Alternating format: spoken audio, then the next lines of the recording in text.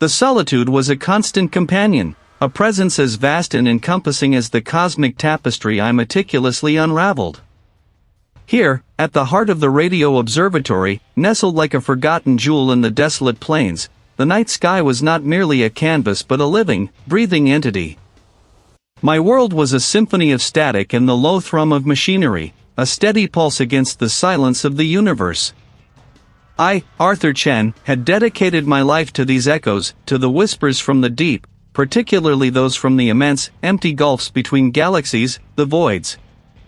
My office, a cramped sanctuary within the observatory's sprawling complex, was a testament to years of unwavering focus. Screens glowed with intricate data streams, star charts, and spectral analyses, each line a potential secret waiting to be coaxed forth. The air hummed with the quiet industry of processors, a lullaby to my tireless nights. It was an expanse so utterly devoid of matter, of even the faintest hydrogen atom, that it was considered a cosmic vacuum, a true testament to the universe's capacity for nothingness.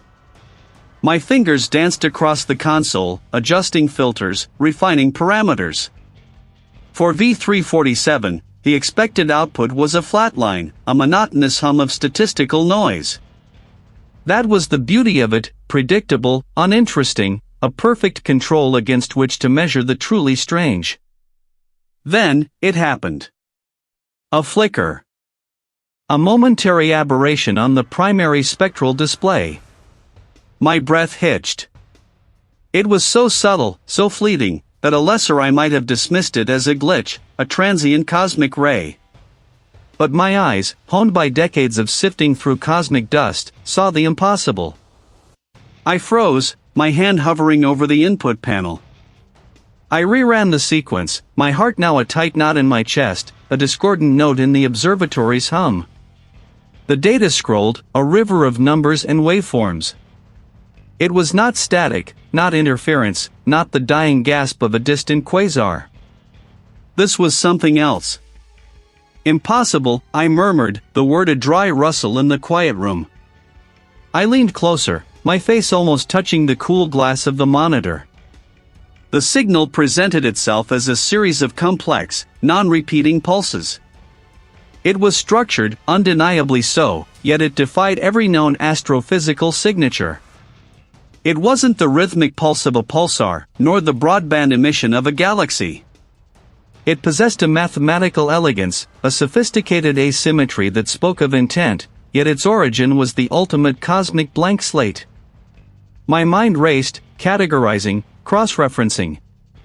I threw every analytical tool I possessed at it. Fourier transforms, wavelet analyses, autocorrelation functions, each attempted to break the signal down, to reveal its underlying periodicity, its hidden rhythm. But it had none. It was a sequence that evolved, each pulse distinct, yet undeniably linked to the one before it, forming an intricate, impossible pattern that refused to repeat. Hours dissolved into the pre-dawn bloom. My eyes burned, but I couldn't tear them away. The signal was a siren song, pulling me deeper into its enigmatic depths. I tried to attribute it to terrestrial interference, to a satellite, a faulty sensor. I checked every diagnostic, every calibration. All systems were nominal. My scientific training, my bedrock of rational thought, began to shudder. The universe, I knew, was a place of immense complexity, but also of fundamental laws. This signal, however, seemed to exist outside those laws, a ghost in the cosmic machine. I isolated the signal, enhancing its presence on the screen. It painted itself in luminous greens and blues, a vibrant, living entity against the muted palette of background noise. The structure was mesmerizing, almost hypnotic. It wasn't random, it was designed, but by whom or what? From a place of absolute nothingness. A strange sensation began to prickle at the edges of my perception. It wasn't a sound, not really, but a resonance, a subtle vibration that seemed to emanate from the monitors, permeating the very air of my office. It was as if the signal, now amplified, was not merely data I observed, but something that observed me in return. My fingers, still poised over the console, trembled slightly. This was not merely a discovery, it was an intrusion. My determination, once a steady flame, now flickered with a nascent fear. The universe had just changed, and I was holding the key. My work, here at the radio observatory, was not just observation, it was communion with the profound silence of the cosmos. The vast parabolic dishes, like monumental ears straining against the fabric of night, were my conduit. And through them, the signal pulsed. It was a rhythmic anomaly, a whisper from a region of space previously deemed barren, a void between galactic clusters that should have offered nothing but the static hum of cosmic background, yet, it spoke. For days, the signal had been my singular obsession. Its intricate patterns unfurled across my screens, a tapestry woven with threads of impossible logic. I traced its frequencies, charted its amplitudes, and marveled at its non-repeating complexity. This was no pulsar, no quasar, no known astrophysical phenomenon. It was an enigma, a language I was only beginning to parse, and my mind, honed by years of solitude in stellar cartography, found itself both exhilarated and unnerved by its sheer defiance of expectation. The lines on my display shifted, not with the smooth curves of natural decay, but with sharp, fractal angles that seemed to fold in on themselves, creating impossible geometries within the two-dimensional interface. These were shapes that defied Euclidean space, forms that shouldn't exist within the confines of a digital representation, yet there they were, blooming and receding with an unsettling grace. A flicker at the periphery of my vision. I blinked, rubbing my tired eyes. The fluorescent hum of the control room was the only constant sound, a low drone that had become an extension of my own internal rhythm. It was late, or perhaps early, time had ceased to hold meaning hours ago. Fatigue, I reasoned, was playing tricks on my optic nerves. The endless stream of data, the glaring monitors, the sheer mental strain of wrestling with an unprecedented cosmic phenomenon, it was bound to take its toll. I pushed back from the console, stretching my stiff limbs. The radio observatory was a fortress of solitude, built for a single purpose, to listen. And I had been listening, perhaps too intently. A mug of cooling coffee sat abandoned on a stack of research papers, its surface reflecting the green glow of the monitors like a stagnant pond. As I reached for it, a faint, almost imperceptible click echoed in the vast, silent room. It was sharp, precise, like the snapping of a brittle twig in an empty forest. I froze, my hand hovering over the mug. "Hello?" I called out, my voice swallowed by the room's immensity. No answer. Only the persistent hum of the equipment and the distant, rhythmic thrum of the dishes outside, shifting ever so slightly against the wind. Nothing. Just the familiar, comforting geometry of the control room. Yet, the click had been distinct. Not a creak of the old building settling, not the internal mechanism of a cooling fan. I dismissed it, attributing it to the overactive imagination of an exhausted mind. I needed rest, a break from the relentless scrutiny of the signal. But the signal itself was a siren song, pulling me back to the screens, to the evolving patterns that promised revelation. As I resettled, my gaze falling back to the data, a new sensation pricked at my awareness. The lines on the screen, those impossible, folding geometries, seemed to subtly ripple, not just on the display, but beyond it. A distortion, a bending of light that briefly warped the familiar contours of the console. It was gone as quickly as it appeared, leaving behind a faint, metallic taste in my mouth and a prickle of unease that settled like frost on my skin. I gripped the edge of my desk, my knuckles white. My heart beat a rapid cadence against my ribs, a sudden, unwarranted surge of adrenaline. This was more than fatigue now. This was a subtle disjunction, a moment where my perception had fractured, however briefly. My scientific mind, trained to observe and categorize, struggled to reconcile what I had just witnessed. Was it a trick of the light? A microspasm in my retina? Or was the signal, somehow, subtly altering the very fabric of my immediate reality? The thought was absurd, of course. Preposterous. Signals were information, data, not sorcery. And through them, the signal pulsed. The silence of the radio observatory, once a sanctuary, now felt like a vast, empty chamber echoing with the unheard clamor of a shifting reality. My eyes, raw and gritty, were fixed on the primary monitor, where the anomalous signal spun its impossible geometry. It was no longer just a sequence of data points, but a living tapestry of light and shadow, weaving patterns that defied every known principle of spatial arrangement. I rubbed my temples, a dull ache throbbing behind my eyes, convinced the strain of prolonged observation was playing tricks. Yet, when I looked away, the room itself seemed to subtly ripple. The sharp, clean lines of the console desk blurred, the corners of the instrument racks seemed to fold inward, then outward, at angles no architect could ever conceive. I would blink, hard, and the distortions would recede, leaving the familiar, reassuring solidity of the radio observatory intact. But the memory of the impossible twist, the fleeting glimpse of a world unhinged, lingered like a phantom limb. The patterns on the screen began to hum. It was a murmur, at first, like sand shifting across an immense, desolate plain. They were not words, not yet, but the suggestion of language, the intricate cadence of meaning without discernible sound.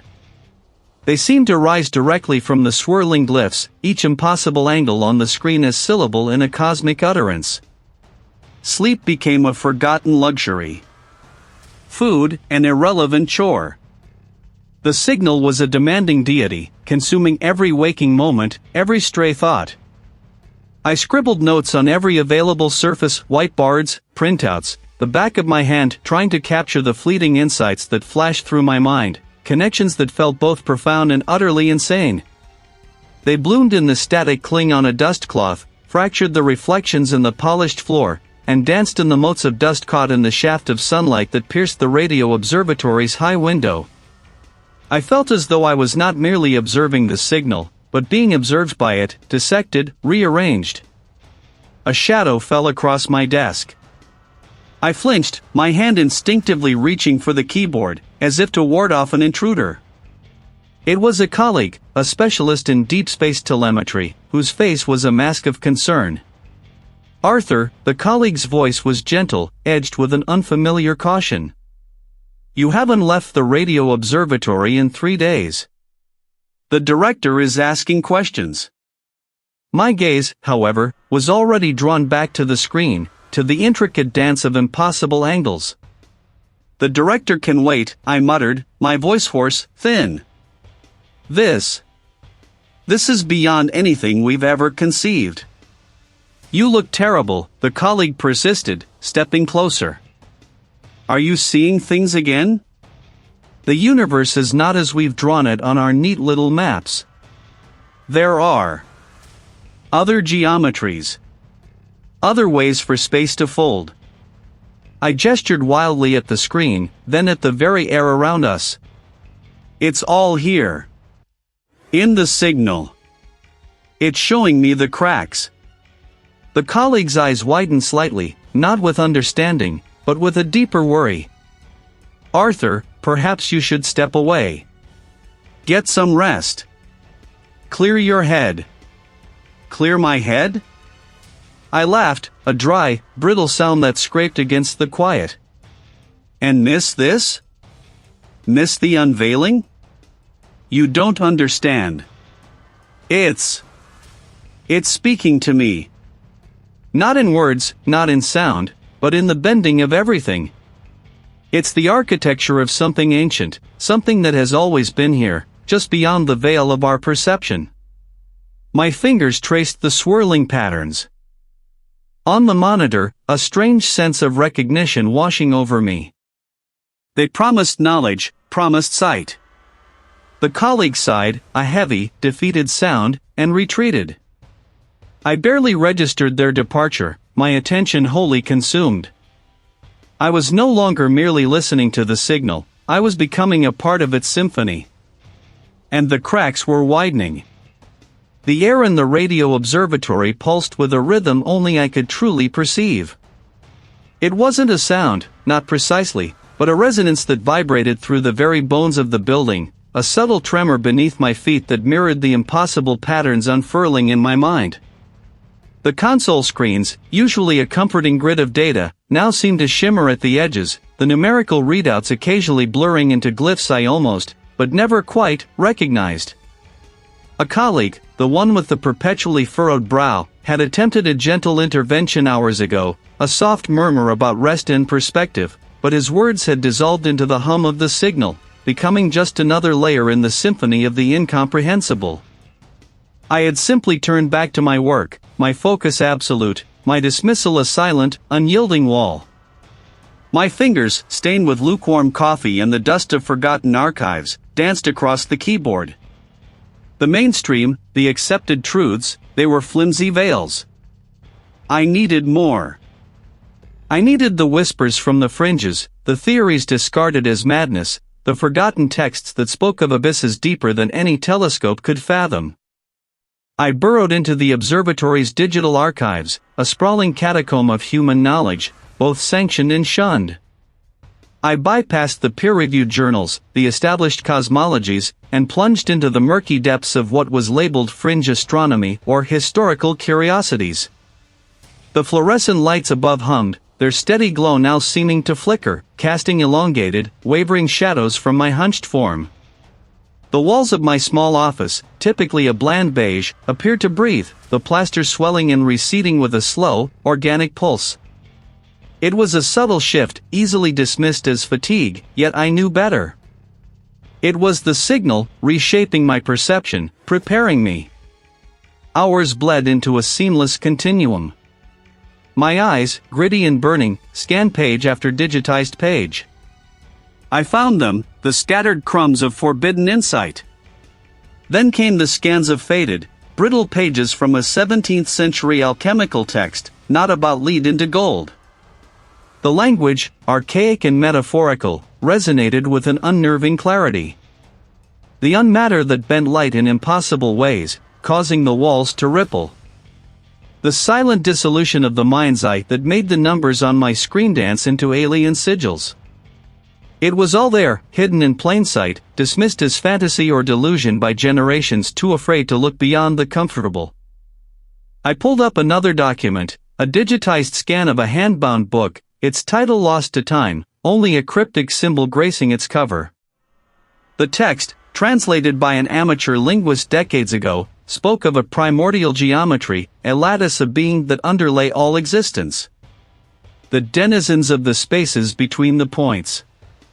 It described how these denizens could unravel the weave of reality, making the familiar strange, the solid fluid, the certain utterly fallible.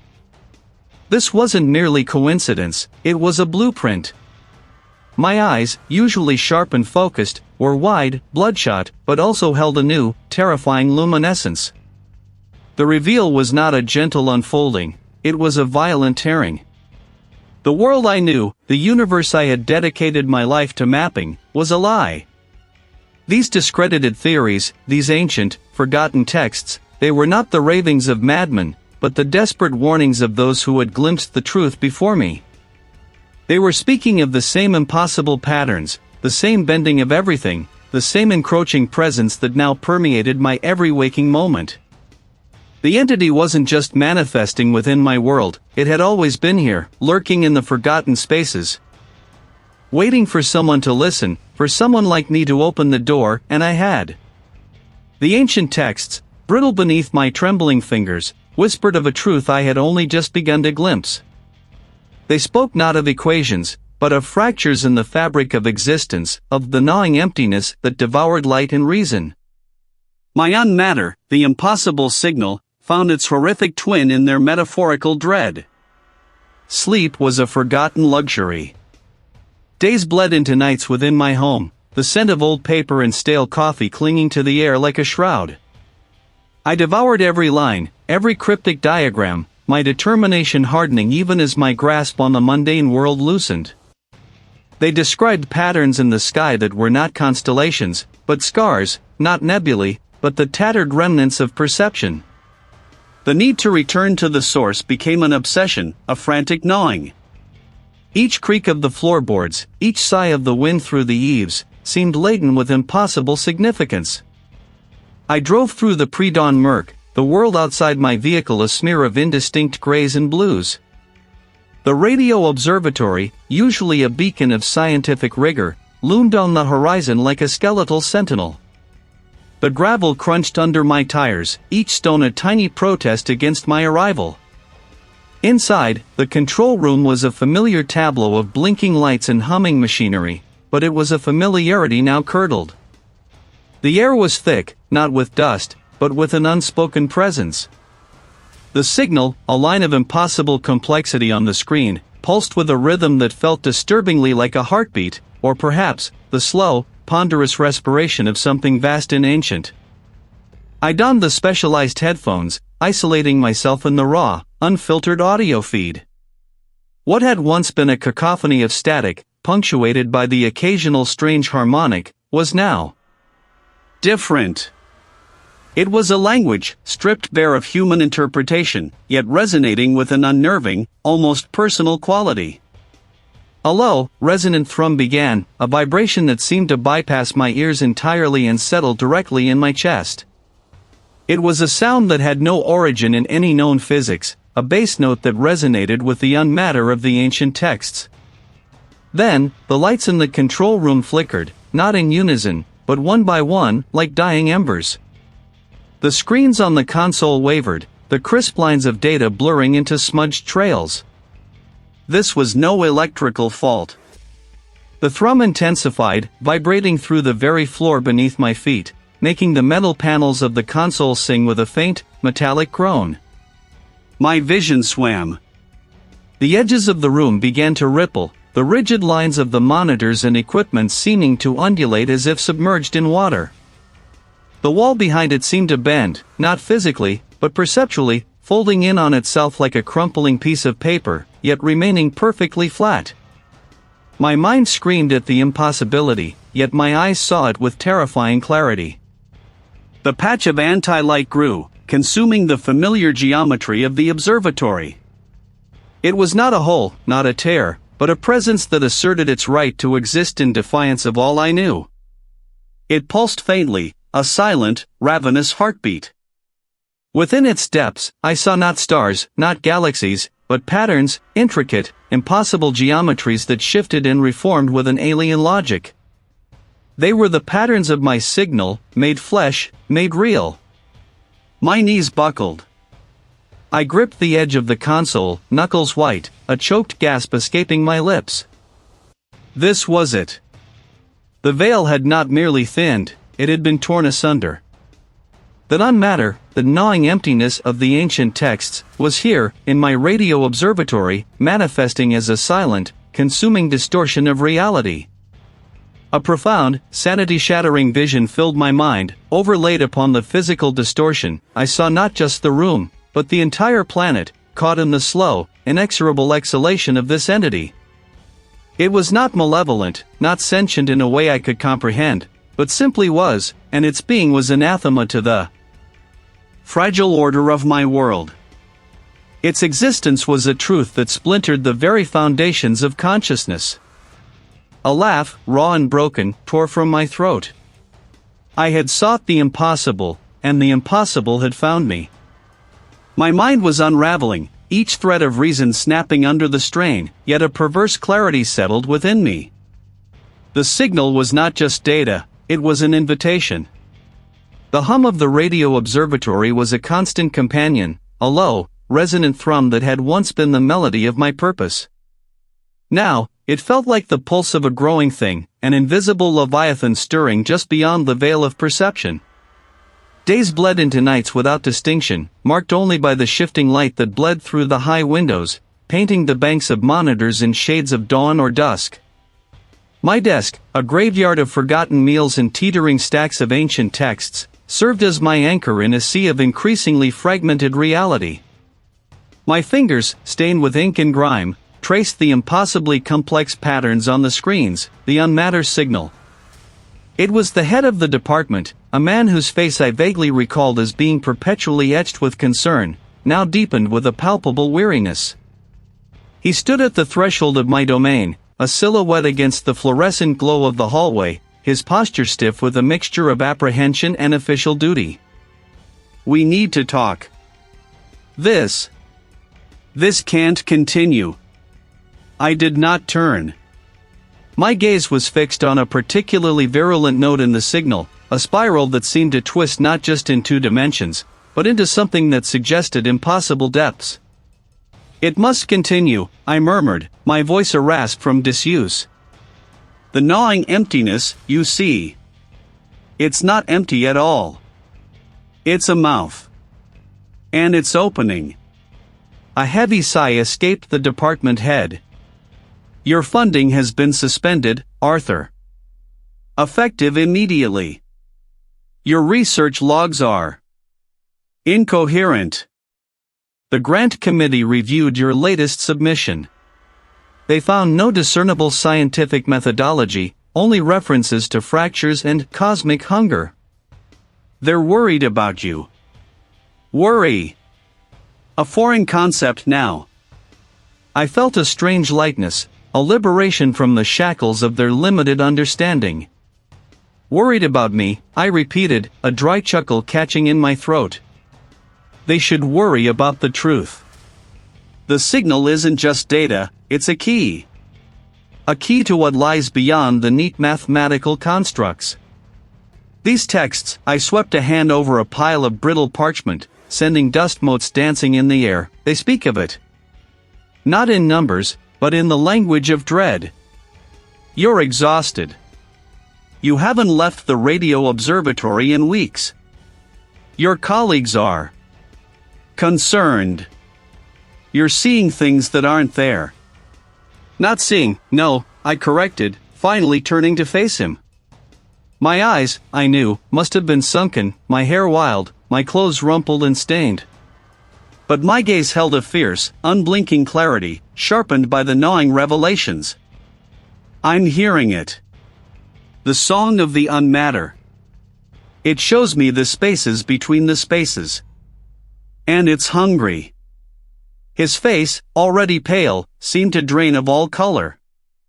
He took a step back, a subtle recoil that spoke volumes. "I'm sorry, Arthur. Your access will be revoked by morning. We'll arrange for you to get some rest." Rest. The word tasted like ash. How could I rest when the impossible patterns were coalescing, forming shapes that mocked geometry, revealing a presence that defied all logic? He left then, his footsteps echoing too loudly in the sudden, deeper quiet. My world, once defined by the meticulous order of astrophysics, had crumbled, revealing the raw, horrifying chaos beneath. My colleagues, my funding, my position, all gone, shed like unnecessary skin. The isolation was complete. But it was not emptiness. No, the radio observatory was far from empty. The signal, now my sole companion, pulsed with a renewed intensity. The walls of the room seemed to ripple, the very air thick with an unspoken language. I was alone, yes, but I was not lonely. The gnawing emptiness, the entity I had glimpsed in the patterns, was here now, a silent, pervasive presence. It was the ultimate, inescapable truth, slowly manifesting within my world, and I, Arthur Chen, was its unwilling, yet utterly devoted, prophet. My sanity, a fragile construct, had been devoured, leaving only the pure, unfiltered channel for the cosmic horror that had chosen me. And in that terrifying communion, I finally understood. There was no going back. There was only the fracture, and the hunger beyond. Rest. The word had clotted my throat, a desiccated husk of a concept. He had left then, his footsteps fading into the sterile hum of the facility, leaving me to the encroaching quiet. My determination, a brittle thing, held me fast to the console within the radio observatory. My eyes, bloodshot and burning, were fixed on the primary monitor, where the latest iteration of the decoded signal pulsed with an alien rhythm. Each curve, each peak, was a syllable in a language not meant for human ears, a language I was, against all reason, beginning to understand. I adjusted the spectral filters, my fingers clumsy with exhaustion, seeking a deeper layer, a hidden resonance. The screen flickered, not a technical glitch, but a subtle shift in the perceived light, as if the very pixels were struggling to contain the information they displayed. I blinked, rubbing my temples. The distortion vanished. A trick of tired eyes, I told myself, a mind playing games. But then, it happened again. My breath caught. The surface was smooth, unblemished. Nothing. Yet the memory of the impossible reflection clung to the edges of my vision, a persistent afterimage.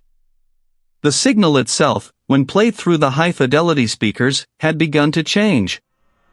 It was a sound that vibrated in my bones, a low, guttural thrum that felt ancient and vast. It was no longer just a signal, it was a presence, a subtle pressure against the fragile confines of my mind. I plunged back into the data, desperate to anchor myself in the familiar logic of numbers. I scrolled through the raw telemetry, searching for an anomaly, a flaw in the equipment, anything to explain the growing disquiet. That's when I saw it. Not in the signal itself, but in the background noise, the static that should have been random. A pattern. A repeating motif of impossible complexity, a fractal geometry that mirrored the deeper structures of the decoded message. A colleague, the night supervisor, entered the control room. His footsteps were heavy, a reassuringly mundane sound against the rising tide of my internal chaos. Arthur Chen, his voice was a low rumble, still at it? You'll collapse. I turned, my gaze locking onto his face. For a terrifying, elongated moment, his features seemed to ripple, to flow like molten wax, his eyes stretching into elongated slits, his mouth widening into a silent, gaping maw. The impossible patterns, the non-Euclidean geometry I had only seen in the signal data, were now superimposed upon his very being, twisting his form into something monstrous and unrecognizable. His uniform seemed to unravel, the threads shifting into countless, tiny, writhing lines that pulsed with the same alien luminescence as the signal on my screen. Here. The night supervisor tilted his head, his expression shifting back to one of concern. Had I truly seen it, or had my mind finally buckled under the strain? What's here, Arthur? He asked, stepping closer. His words were clear, but they felt distant, as if filtered through a thick pane of glass.